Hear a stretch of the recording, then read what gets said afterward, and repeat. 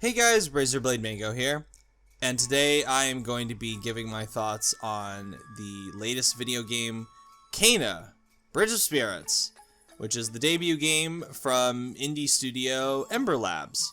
Before I even start talking about the game, I want to address the elephant in the room, which is the really sketchy review embargo behavior that Ember Labs put out. Because it made me really concerned. It's never a good sign when a studio is this restrictive with reviews. Because normally when companies are this restrictive, they have something to hide. The most recent example, one of the most infamous ones, is CD Projekt Red not allowing people to use their own captured footage of Cyberpunk 2077 when it came to video reviews. They had to use B-roll footage if they wanted to get early code and make a review, which is just awful. And it's very rare too where we get instances where publishers are this restrictive with embargoes and code and the game actually turns out to be good. The two famous examples that pop up in my head immediately are Doom 2016 and Bloodborne, where those had really weird review embargoes, and especially in the case of Doom 2016, and those games turned out alright. Those two games turned out to be pretty awesome. But it was especially concerning with Kena because Kena always looked too good to be real in my eyes. You know, I've sharpened my eyes to be a lot more skeptical of what they're seeing.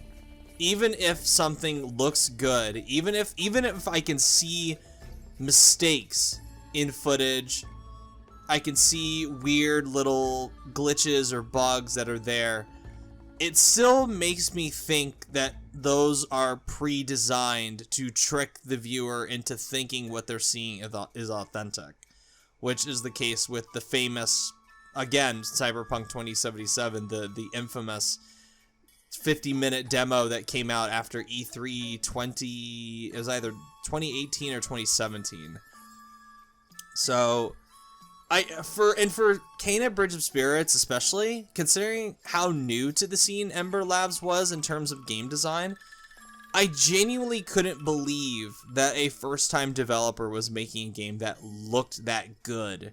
So when I finally got my hands on Kena Bridge of Spirits, considering, you know, how much I thought the footage looked too good to be true, the stingy review embargo stuff, I was fully expecting the worst.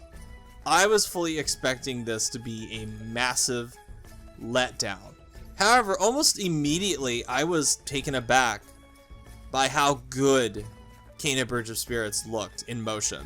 The more I played Kena, the more I realized Ember Labs weren't trying to hide anything, because Kena Bridge of Spirits is really good. This whole shady review thing was just a massive strategic error on their part, and I'm glad that that's the case. I'm glad that they weren't actually trying to hide something. But in the future, I would recommend that Ember Labs just does not do anything like this ever again, because it's a serious detriment to this game when you are this secretive and stingy with review embargoes and review code. It's just such a bad look, an unnecessarily bad look for this game. I genuinely don't understand why Ember Labs didn't have confidence in their own game, because I feel like they should have been promoting this more. They should have gotten review codes out a week in advance. It's so strange. I don't know if this is Ember Labs just having insecurity as a first-time developer and a first-time publisher as well, doing double duty, or if they gave the review process to be handled by an outside company and that outside company just sucked at their job. But it's a really bizarre situation. So I want to address that first and tell you all, no, Ember Labs is not hiding anything shady with Kena Bridge of Spirits. Quite the contrary. Like I said, Kena Bridge of Spirits is really damn good. And another thing before I actually get into talking about the game, another thing I have to note with this review is that I finished the main story in about 19 hours on the Spirit Guide mode, which is the normal mode, over a course of about a week and a half. And I played it at various stages of patching. I'm going to do my best to review the game as accurately as I can from a day one standpoint, but some of my thoughts may come from experiences that were patched. I always prefer to talk about a game in terms of how it is day one, but considering how quickly Ember Labs has sent out patches for Kena, there's a good chance some of the small gripes I bring up may be or have already been addressed by the time you get a chance to play it. So, Kena Bridge of Spirits. The big thing that you're going to notice with this game right out of the bat is the extremely strong visual presentation. This is one of the most visually distinct games I have ever played. Just from a sheer art direction perspective, this game is head and shoulders above most of its competition. And it's immediately apparent right out of the gate that this team has a signature talent for animation, because this game just looks, it's just, I could really just go and say, you know, I can put any adjective in there and say it looks incredible, it looks amazing, it looks spectacular. And even then, I don't think that does justice to how visually arresting this game is. And look, there are technically better games out there, you know, with fancier ray tracing effects, higher frame rates, probably better shadow quality, better distance quality, that kind of stuff. But the art style just makes it shine so brightly in a sea of games that look pretty. And when I played this for the first time, I just stared in awe at how beautiful this game looks. It just has lush environments, amazing scenic views, creative character and enemy designs, absolutely staggeringly good-looking animated sequences, and a lot more. And this game it's just incredible. And it makes me look at a game like Ratchet & Clank Rift Apart, which looks better from a technical perspective, but I feel like is severely lacking in the art direction department compared to this game. To me, this is a game that is going to stand the test of time as far as visuals. It's not going for photorealism, it's not going for 100% accurate character models. It is a cartoonish look, and this will help it age better 20 years from now. When games like Heavy Rain back in the day that went for realistic visuals looked terrible by today's standards. This is a game that's similar to Zelda, similar to Jak and Daxter, similar to Mario, that's just gonna look great decades from now because of the timeless art direction. And another thing that's just as good as the art direction is the music. It's dazzling. There are lots of memorable tunes here and terrific boss fights, and at its very best, it gave me serious Shadow of the Colossus vibes. It's just, every time I love going around and collecting things. I love listening to the music. I love hearing the different crescendos and little whimsical moments that it builds throughout the game. It's an amazing score that is paired with an absolutely amazing visual presentation. It's just stellar from an aesthetic and auditory perspective. This game is a masterpiece. Pure and simple. It's a masterpiece. Visually, musically, 10 out of 10. Easily. Like maybe 9.5 out of 10. Because sometimes the frame rate sometimes can't keep up with the action. There's a lot of pop in here and there. You can start to tell the sacrifices they had to make in order to make the game look this good and run at an almost consistent 60 frames throughout the experience. On PS5 at least. So 9.5 out of 10 for the presentation, which is still incredibly high. And another thing I like about this game is the gameplay loop that they have. It has a satisfying gameplay loop. It has this good interconnected circle of exploration, puzzles, and combat. And I simply just enjoy existing in Kana's world. I love standing in various places and staring at the environment. It feels alive. It feels lived in, which is ironic considering the village you're exploring is literally a ghost town. But the more I explored it, the more I felt a sense of intimacy with this place. And it makes a very strong case for the impact of smaller but more densely packed game worlds. This kind of level design makes Kana so much fun to explore.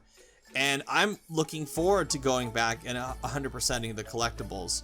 Because I don't think Kana Bridge of Spirits would have worked as this massive Breath of the Wild like open world game. It would have lost its sense of intimacy. And that, to me, is one of the signature reasons why Kana Bridge of Spirits works so well. And the vibe that I get from it, too, is that it reminds me a lot, again, of a PS2 platformer. And this has been a great year for PS2 era platformers. You know, like the aforementioned Ratchet & Clank Rift Apart, which, as flawed as that game is, I still like it on that respect, where it's the PS2 platformer. You've got Psychonauts 2 that came out earlier, which was really good. And now you have this, which is also really good. And it just harkens back to the simpler times of game design, where we didn't have life-savage bullshit and massive open worlds with a bunch of empty raw square footage. It is just clean and simple level design. It's small, but it's densely packed, and it's great. It's so good to explore. And also, it can be a little stiff and spotty at times, and I'll get to that later. But the combat, for the most part, is fun. It's satisfying to unlock new abilities. It's satisfying to use them in combat. It's fun to hit enemies. It can be a little bit repetitive, but for the most part, it feels really good to play. And speaking of really good, the boss fights. Most of these boss fights in the game are thrilling. And I know some of you are probably going to roll your eyes out there, but it does play into the Dark Souls mentality, where you have to learn how to deal more damage than you're taking from these boss. And when you hit these fights more and more, because this can be a pretty surprisingly challenging game at times. Not impossible hard, but it is pretty hard at times, even on normal. It's fun to go in and figure out what the boss's weaknesses are and how to exploit them and how to slowly chip away at their damage without you getting hit yourself. It's really great. Most of the fights are awesome. And another thing that helps it too is the rut mechanic, which I am sure is inspired by Pikmin, where you encounter these little rut people, cute little rut people, where you can use them to unlock chests, you use them to distract enemies, you use them to exploit weaknesses on enemies and then shoot for maximum damage, you use to turn red corruption flowers in the environment into blue ones, which you can clear away and turn the corrupted area into beautiful vistas. It's just a really good looking system, and then the fact that you can collect little hats for these guys is really cute. That was a fun little collectible that I liked. Also, the voice acting, some of it I thought was pretty good. I personally don't think Kana's voice acting was all that good, but I quite liked her as a protagonist. She has this stoicism and quiet resolve that I thought was refreshing, especially during an era where most developers have a compulsion to make their playable characters constantly talk, just say things and make quippy lines, and that would just not have worked for Kana's characterization or the atmosphere of the overall game. Ember Labs made a smart choice having her stay quiet until it was absolutely necessary during the cutscenes. So that's the good out of the way. And if it was just that, I think Kana would have been something extraordinary. This would have been one of the best games of the year. This would have easily been in like a shoo-in for my pick for game of the year. But frustratingly, it has some pretty big problems. So I said I would get into talking about the gameplay, and I said the gameplay for the most part is good, but it's not as smooth or fine-tuned as it should be for a game that goes for this level of difficulty. Actually, these levels of difficulty, because once you finish the game, there are 4 difficulty modes to play on. There's the story mode, there's the spirit guide mode, which is normal, and then there's hard, and then there's master spirit guide mode, which is the expert mode that you unlock after finishing the game. And I played a tiny bit of it on story mode, but I finished it on normal. And the difference between story mode and normal mode is comical, where you're going from this easy baby Sesame Street difficulty to then a difficulty that really demands that you get with it as far as learning the game. And the problem is that it's, as far as the gameplay, it's lacking that final coat of polish to really push the gameplay from being good to great. And I ran into various annoyances with the gameplay, such as the camera getting stuck on things, animation glitches, the aim button auto-locking, especially during a key boss fight at the end, which was very annoying. The lock-on mechanic sucks. The inconsistent hit detection when dodging, and more. And I think most of these issues expose the limitations in development experience and budget that Ember Labs had. With a little bit more time, I feel like they could have polished this game just a little bit more, and that would have made the difference. And the particular annoyance that I have with the gameplay is the parrying, which is frustratingly awkward to pull off. And the timing of it, the window of opportunity, just doesn't feel quite right. It reminds me a lot of what I said about Star Wars Jedi Fallen Order, where the parrying in that game and the blocking in that game did not feel quite right. There was just something off about it, whether it's input lag or it's just a delay that they have that they intentionally put in. It just didn't feel right, and it bugged me throughout the whole game. And that game wasn't as challenging as Kana is at times on normal. And I read some reviews saying that they felt like the perfect parrying mechanic was useless. But I don't understand how anyone, I don't get how anyone can say that if they played it on anything above baby story mode. Perfect parrying for me was crucial when it came to beating the vast majority of the game's hardest bosses. There were many times where I know I perfect parried correctly, but the game either didn't pick up on it due to slight lag or an input delay or a glitch in the animation, and the bug would just fucking steamroll me. So in contrast, I look at it, my go-to example when it comes to this kind of mechanic, Sekiro, Shadows Die Twice, where Sekiro has terrific blocking, perfect parrying systems that are fine-tuned to a near flawless point. And if that game had the same problems that Kana's parrying and blocking mechanics have, it would have just fallen apart in the gameplay department. And I don't think Kana's problems in this area are a deal breaker, but they are deep enough to impact the experience.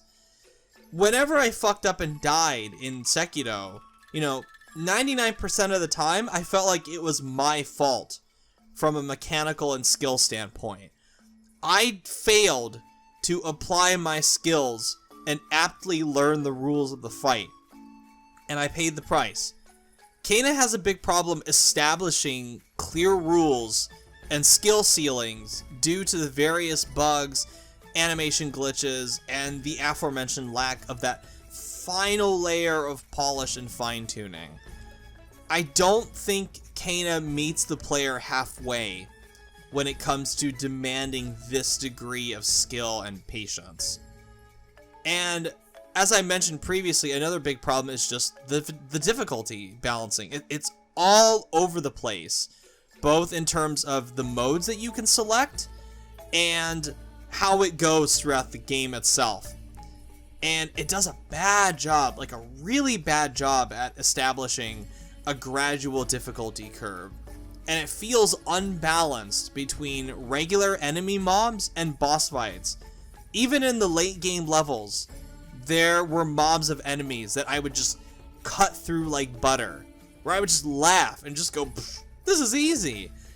And I'm talking the last level, the last area, where it should be the hardest. And these guys were chump change. And then you get to a boss, and the boss just fucking throws you around the environment like a ragdoll on multiple attempts and pushes your face into the dirt. I really wish Ember Labs had devoted time to tailor the experience to one default difficulty rather than balancing 4 different ones, like the Dark Souls approach where you have that default difficulty. And they could fine-tune that to a degree where it feels like a much better and smoother difficulty curve. It doesn't help, too, that some of the game's worst tendencies and glitches popped up during some of the biggest and most challenging boss fights. You're also strictly limited to how many times you can heal during a fight, and that's only if you have enough of the courage meter to activate the healing. And that's on top of you being physically near a healing flower in order to activate it. So, slight spoiler, but you can't even heal during the final boss until you're more than a third of the way through it. Which I'm like, come on guys, like I like a good challenge. And Kena does provide it most of the time. But there will be those super annoying segments where it pushes bullshit difficulty just for the sake of it. And another thing I didn't quite care for in this game was the writing and the character development. They're rather weak. They're underdeveloped. And it reminded me a lot of Final Fantasy 15, where the music and visuals did their best to carry the story, even though the writing sucked. Where Yoko Shimomura and her team took the fucking game on their backs with Final Fantasy 15 and carried that weak-ass story, that weak-ass writing through to its conclusion. And Kena's writing and story structure definitely is nowhere near as poor as Final Fantasy 15's, but it's definitely far weaker than I was hoping for, especially since Ember Labs was marketing this as a story-driven game. So I don't like it when a story-driven game has a weak story. If the game got any emotional reaction out of me, it was strictly due to the beautiful music and or the incredible imagery. And as I said previously as well, I don't think the voice acting is all that great for the most part. I think most of these people involved probably are first-time voice actors or amateurs. And whether they were given bad direction or it's just a lack of skill, most of the characters just sound really stiff and robotic, and I just didn't like how most of them were voiced. It sounded like they didn't really have much interest in the material, and they couldn't bring out the subtleties in their characters. It just felt odd to me. But those are pretty much my big issues with Kena, but there are various small problems I had throughout the game, and there are some quality of life improvements I wish they would implement. I'll just rattle a few of them off. You know, the motion blur was kind of shit on occasion, but they thankfully patched in a way to turn it way down. There could be more interesting cosmetic rewards. The hats for the Rot are cute, but I wish there were more things like new skins for Kena, or maybe new filters for the environment, or new paint jobs for the village, or something like that. Also, some of the checkpointing could be better, especially before certain enemy mobs and boss fights. One of the big quality of life improvements I'd recommend is an indicator on the map of which collectibles you've already acquired, especially since I intend to go back and get all of them at some point. I'm sure there are more I'll come up with later, but that's all I can think of for now. So that brings me to the final verdict. Do I recommend Kena Bridge of Spirits? So you could mistake this for a mixed review, but this is going to be one of those games where I consider it more than the sum of its parts. When I look back on Kena Bridge of Spirits, when I'm away from it, I tend to think about it in a much more positive light than I do a negative one, even though I know I have some pretty big issues with it. I do get strong positive feelings when I think about Kena Bridge of Spirits. So in that sense, yes, I do recommend it. I think it's particularly impressive because it is a debut from a studio. It's a very strong debut for Ember Labs. And because of this, I'm really looking forward to their next game. I hope they can take the lessons that they learned from Kena and apply it to something even better with their sophomore attempt. And then get better from there. And then go on to their third attempt, their fourth attempt, their fifth attempt, and just get stronger and stronger. Because I think this is definitely a studio that could flourish in the years to come. If there's any indication in Kena, there's a lot of potential for Ember Labs. So, simple answer, yes, I recommend Kena Bridge of Spirits. I think people would really enjoy this, especially if they're like me and love single-player games and hearken for the days of the old PS2 style platformers. This is definitely one of them to come out this year. And I really enjoyed it. I don't have any regrets spending $40 on it. I thought it was a really good game. So anyway, thank you so much for watching. If you like what you see, subscribe. Let me know what you thought about Kena Bridge of Spirits. And as always, I am Razorblade Mango. Thank you so much for watching, and I will catch you all later. Bye.